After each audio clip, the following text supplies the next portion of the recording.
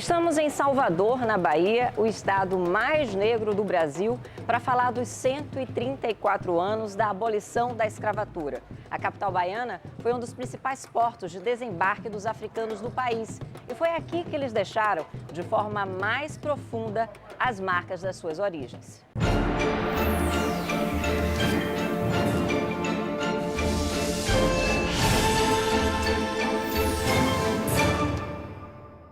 Eles vieram de várias partes do continente africano para trabalhar forçado nas lavouras, nas minas e em várias atividades urbanas. Os números mais recentes do tráfico transatlântico, que estão numa base de dados disponível online, dizem que entre 1550 aproximadamente e 1850 chegaram ao Brasil cerca de 5 milhões de africanos na condição de cativeiro, como escravizados. Os dois principais portos de desembarque da era do tráfico negreiro se encontram aqui no Brasil. Primeiro, o Rio de Janeiro, que a partir do século XIX se expande por conta da produção de café e aí traz levas e levas de africanos, principalmente da região do que hoje é Angola, e Salvador, que desde o início da colonização já tinha uma grande participação nesse comércio de seres humanos e que durante o século XVII e o século XVIII também se incorporaram nessa máquina de trazer pessoas escravizadas para trabalhar à força aqui no Brasil. Em Cachoeira, no recôncavo da Bahia, por exemplo, eles trabalharam nas lavouras de cana-de-açúcar. Eu estou com o Sandro, presidente da Associação de Guias e Condutores de Turismo do Estado da Bahia, nas escadarias da Câmara Municipal de Cachoeira. E ele estava me contando que aqui as pessoas que eram escravizadas eram negociadas. Isso mesmo. Aqui nas escadarias, os comerciantes, assim como os senhores de engenhos, né, que tinham interesse em alguns dos escravos para trabalhar, né, nas lavouras, no plantio de cana-de-açúcar, né, em demais serviços braçais, vinham até esse ponto para negociar, né, escolher os escravos, né, os negros, que queriam trabalhar, né, nos serviços internos e externos, e aqui era onde acontecia toda a negociação. Sandro mostrou para nossa equipe o local onde os negros que fugiam dos engenhos eram jogados. Podem entrar. E aqui eles ficavam, né, presos até que os senhores de engenhos, né, assim como os capitães do mato, como era chamado anteriormente, os tirassem para voltar para o plantio. Olha as condições. Aqui era o banheiro, né, na época, onde eles usavam para fazer suas necessidades fisiológicas. E aqui em cima é um alçapão onde descia os alimentos, água, né, comidas. E infelizmente era realmente muito precário aqui. A comida descia do lado da privada? Do lado da privada. Mas nem todos os negros fugidos eram capturados. E alguns viraram lenda. Aqui em Feira de Santana, interior da Bahia, ficou famoso Lucas da Feira. Ele fugiu em 1828 e formou um bando com outros negros fugidos. Alguns historiadores contam que eles aterrorizaram a região por 20 anos. Lucas da Feira foi preso, julgado e condenado à forca em 1849. Seus restos mortais estão sepultados aqui, bem ao lado da Catedral de Santana. Pensar Lucas é pensar que ele viveu sob uma condição de perda. Perda do direito à vida, perda do direito de formar uma família, perda do direito ao seu próprio corpo e, sobretudo, perda do estatuto jurídico-político de ser humano. Então, para pensar, analisar a atitude de Lucas e dos seus companheiros aquilombados, o que a gente precisa ter em mente é que eles estavam lutando contra uma estrutura que era violenta e que era uma reação a essa estrutura violenta que tentou tirar deles o direito de ser humano e ser livre. O desejo de liberdade levou à formação de vários quilombos pelo interior de todo o país. O mais famoso foi o de Palmares, onde hoje é o estado de Alagoas. Chegou a reunir cerca de 20 mil pessoas. O seu líder mais conhecido foi Zumbi, considerado o grande herói da resistência negra.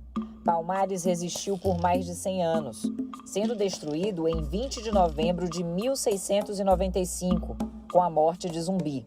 E aí você tem ações de resistência em diferentes partes do Brasil.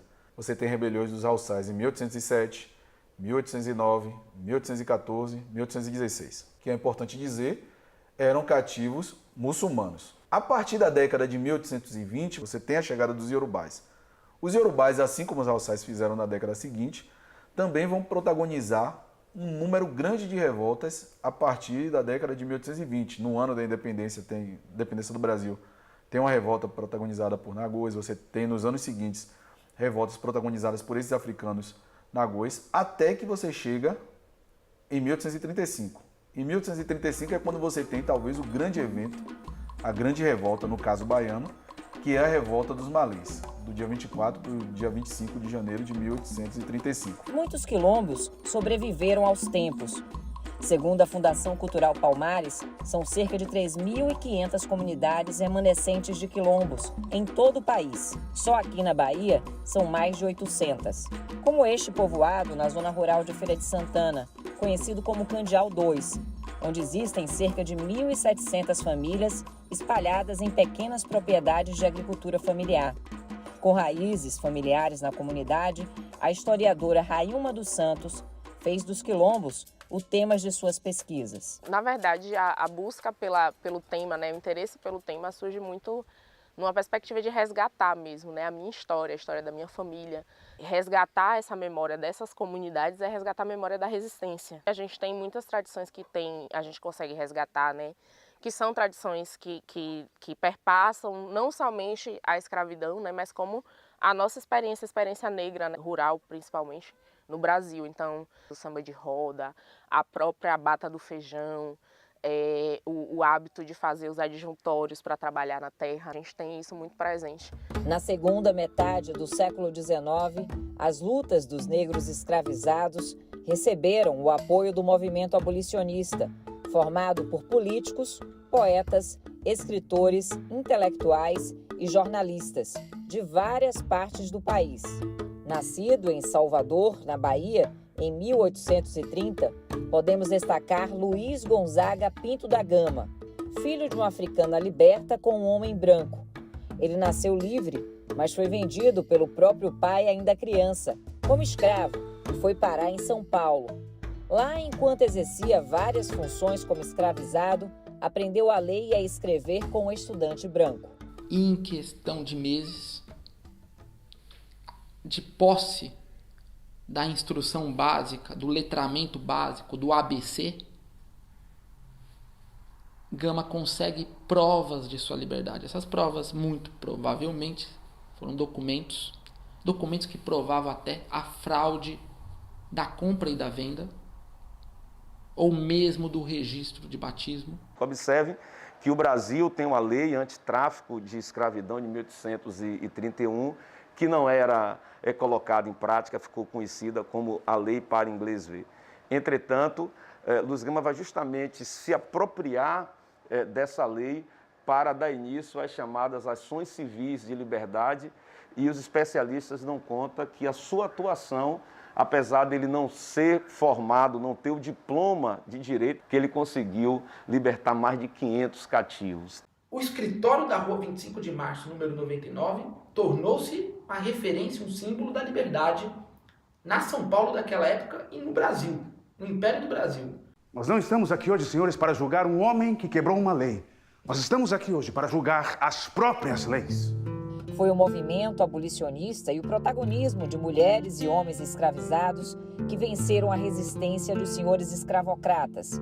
E, finalmente, em 13 de maio de 1888, a princesa Isabel assinou a Lei Áurea, acabando oficialmente com a escravidão no Brasil. Havia muita expectativa da parte da população negra de que, após a abolição, haveria políticas de inclusão em termos de educação, de participação política, de cidadania. Mas a gente sabe que a condição de cidadania exigiria mais políticas de inclusão, mais políticas que tornassem a sociedade mais igualitária, mais igual, com direitos iguais.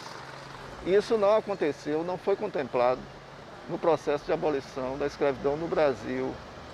Então, a população negra, ela mesma teve que brigar, lutar por políticas inclusivas. É assim que surgem as organizações negras no início do século XX, a imprensa negra, movimentos negros em várias cidades do Brasil, batalhando por políticas de inclusão e contra o racismo, né? Recentemente, alguns governos têm adotado políticas de inclusão né? As cotas, por exemplo, são políticas de inclusão importantes, mas elas ainda são insuficientes. No próximo bloco, você vai ver como a arte e a religião dos afrodescendentes foram fundamentais para a formação da alma da nação brasileira.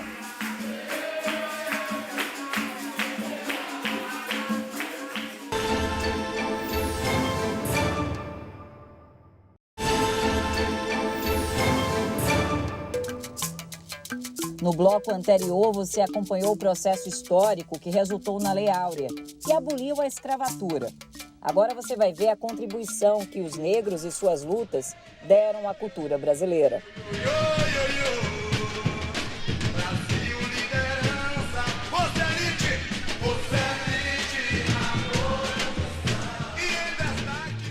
A religião foi uma delas. Aqui na Bahia existe até hoje a Irmandade dos Homens Pretos, criada há mais de 300 anos por escravizados vindos de Angola. A Irmandade, que hoje conta com cerca de 200 fiéis, foi responsável pela construção da Igreja do Rosário dos Pretos, templo do sincretismo religioso localizado no Pelourinho. A construção da igreja, ela leva aproximadamente 100 anos, porque durante o dia eles trabalhavam para os seus senhores e apenas à noite eles podiam trabalhar na construção da igreja. Na maioria da sua devoção, são a santos negros, então a gente vai encontrar nas laterais Santo Antônio de Categeró, São Benedito, Santa Efigênia, santos negros também, que era justamente devido à devoção desses escravizados. Uma das poucas igrejas que ainda tem a imagem nas suas vias sacras de Jesus Negro é aqui na Igreja do Rosário dos Pretos.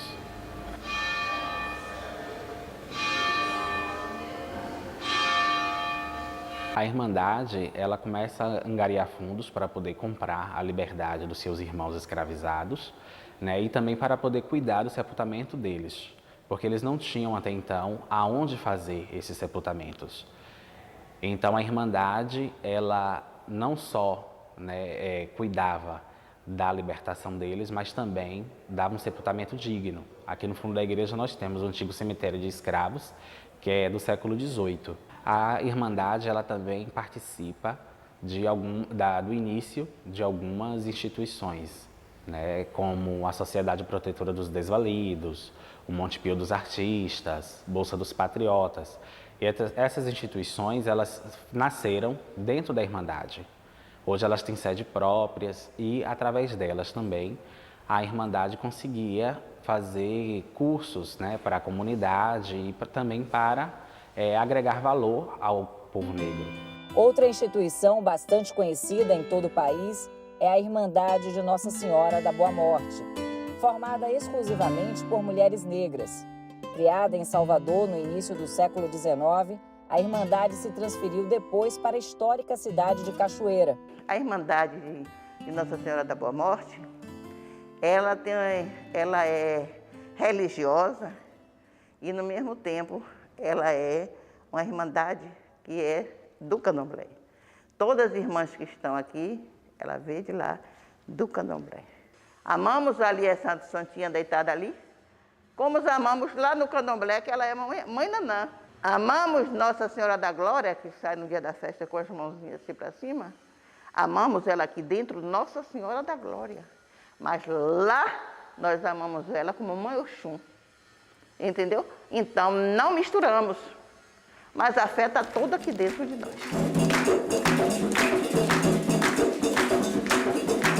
Além dessas irmandades, tem os terreiros de Candomblé, a religião por excelência dos povos afrodescendentes.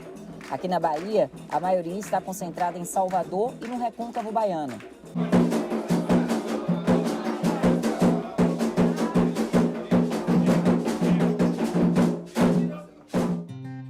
Estivemos na Casa do Pé da Cajá, na cidade de São Félix. É um dos mais antigos terreiros da Bahia, fundado no período da escravidão, onde antes havia uma senzala. Ele foi construído em torno deste imenso pé de cajá, que tem mais de 150 anos e é considerado sagrado pelos fiéis. O babalorixá Pai Nino contou que o local foi doado pelo senhor de engenho para o bisavô dele, um escravo que era considerado curandeiro. O filho da dona do engenho adoeceu. Aí permitiu ele ir fazer uma cura ajudar ao rapaz. Primeiro dia ele fez o remédio e tal, o rapaz ficou lá. No segundo dia em diante ele tornou voltar, fez as coisas dele. Tornou voltar de novo. No terceiro dia em diante o rapaz começou a melhorar. Aí ficou bom. Quando o rapaz ficou bom, segundo o livro conta, né, que o cidadão perguntou: ô nego, o que é que você quer de troca? Que disse que queria a carta de alforria dele e um lugar para ele cultuar os orixás, as coisas dele. Perguntou ele onde é que ele queria. Ele, nada menos no lugar que era cinzalo, o lugar que eles ficavam. Ele apitou por esse mesmo lugar. Os adeptos do candomblé sofrem até hoje com a intolerância, preconceito e racismo. Já sofri vários ataques. Já fui 2 vezes parar na delegacia por conta de intolerância, por me sentir pior e tentar até desistir. Mas o meu ancestro, o meu ancestral, a minha verdade, o meu amor, a minha religião é que prevalece. A gente não podia deixar de falar do bembé do mercado.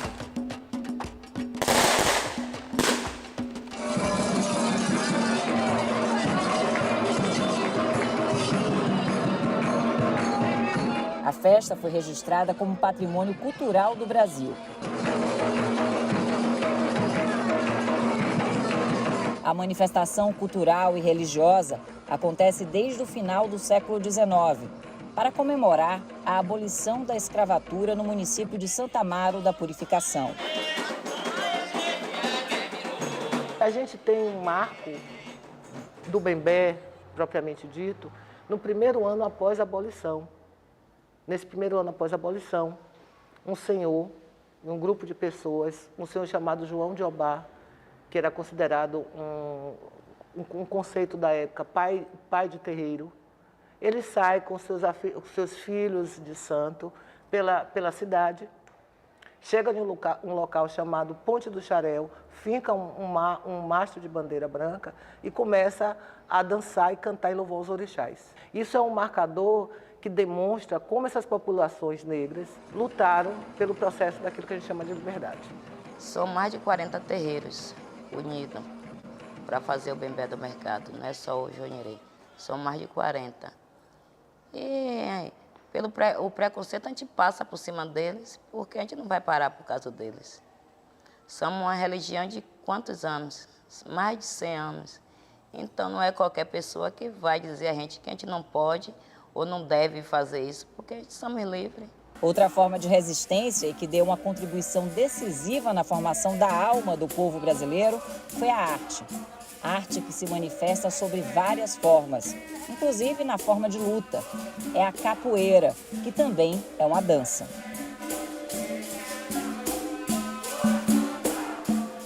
A capoeira ganha o status de esporte nacional a partir dos anos 20, dos anos 30, especialmente com o governo Vargas, quando ele reconhece a capoeira enquanto esporte genuinamente brasileiro.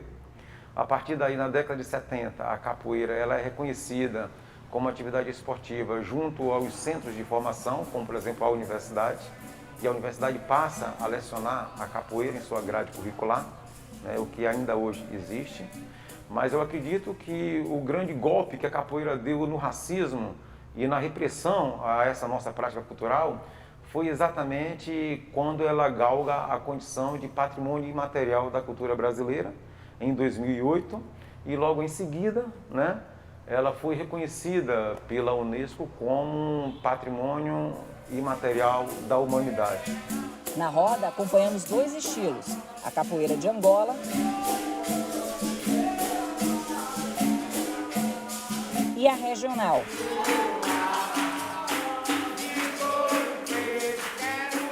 Claro que a equipe tentou uns passinhos.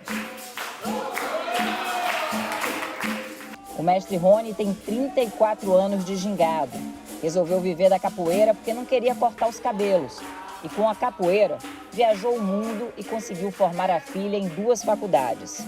Uma coisa que as autoridades não entendem, que a capoeira é o maior agente da língua portuguesa. A capoeira está aí por mais de 70 países. Eu cheguei em um determinado lugar, está um japonês cantando em português. e os japoneses que moram no Japão. E aí eu falei, como é que pode? E muitas vezes a gente não tem valor aqui, né? Com todo essa resistência, toda essa gama que a capoeira tem. Mas eu lhe pergunto, teve abolição?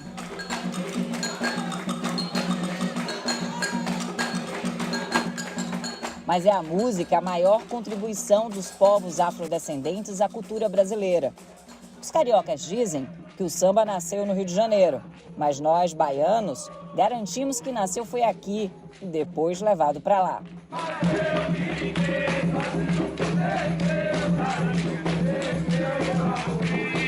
No final do século XIX, né, as ciatas, três mulheres no Recôncavo, uma delas santamarense, sai daqui e elas vão para o Rio de Janeiro. Ela recebia na sua casa a nata carioca. Elas já vinham de lá de dentro, com sedução, o miadinho no pé, e aqui elas se mexiam e rebolavam, pequenininho, pegadinho no chão, fazendo todo rebolado, mexendo tudo, até os peitinhos elas mostravam. Eles ficaram doidos com aquela coisa linda e começou a levar a gente de noite para lá para ver o samba de Tia Ciata. De lá, é claro, o samba ganhou uma dimensão, ele foi redimensionado através da Pequena África, né, dentro do Rio de Janeiro, e ganhou ecos. Virou escola de samba, tanto sim que toda escola de samba, se não tiver ela da Bahia, não tem escola de samba, não é mesmo? O samba tem a matriz no samba de roda, e dessa célula rítmica surgem outras formas de samba, como por exemplo o samba clássico, que é um samba que fez história no Brasil, influenciou o samba atual. A alma negra está presente também nos tecidos das roupas, nos turbantes, nas tranças. Em Salvador, Negra Jô, de 62 anos, preserva a identidade dos ancestrais. Ela levou a cultura afro para diversos países. A multiartista recebeu nossa equipe no estúdio, onde atende as clientes no Pelourinho. Ela fez questão de dizer que nunca deixou o racismo apagar a sua identidade negra. Menina feia, do zoião, bocão, cabelinho, macaco.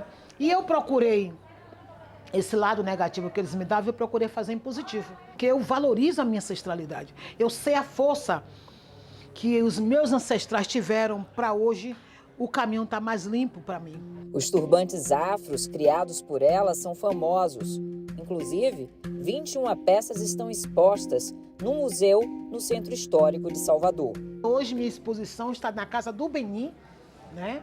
Onde eu falo de 21 histórias ancestral, que todo o turbante aqui tem uma história, um valor. E é no Carnaval da Bahia que explode toda a alegria, beleza e sensualidade da negritude brasileira.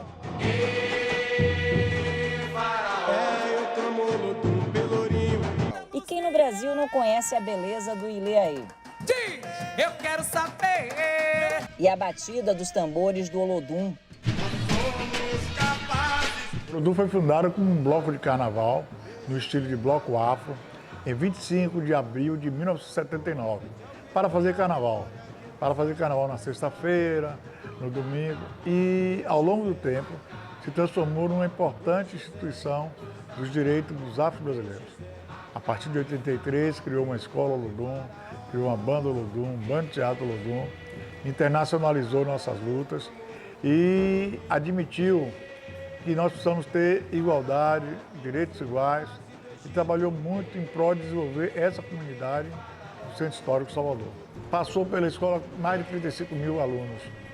Já cantamos para quase 500 milhões de pessoas no mundo inteiro. Com Michael Jackson agora, tem 900 milhões de pessoas vendo o Olodum e Michael Jackson. É top do Brasil contemporâneo. Nenhum artista brasileiro atual tem a visibilidade internacional que o Olodum tem. O Olodum encantou em todos os cantos e despertou a curiosidade de muita gente. Nós somos o grupo da humanidade. Então teve aqui conosco Desmond Tutu, Prêmio Nobel da Paz, Nelson Mandela, Malala, Prêmio Nobel também da Paz, Lemoyá, Spike Lee, Michael Jackson, Paul Simon, Jimmy Cliff, Alpha Blondy, Mutabaruca, Linton Kwesi Johnson, Condoleezza Rice, 55 personalidades do mundo vieram a esse templo do samba reggae, a essa casa da cultura universal. E é toda essa história que nos enchem de orgulho de sermos descendentes dos povos que vieram forçados da África e que acabaram ajudando a construir essa grande nação brasileira, a fazer isso que somos nós.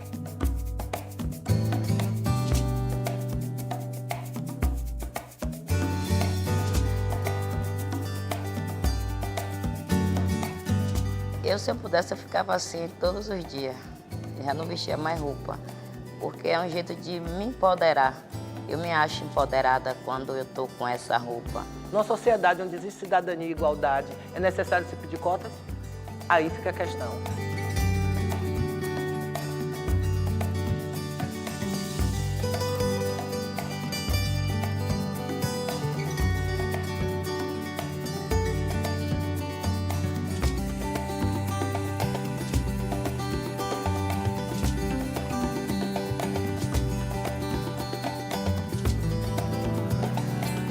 Até hoje, né, tentam calar a voz do nosso povo.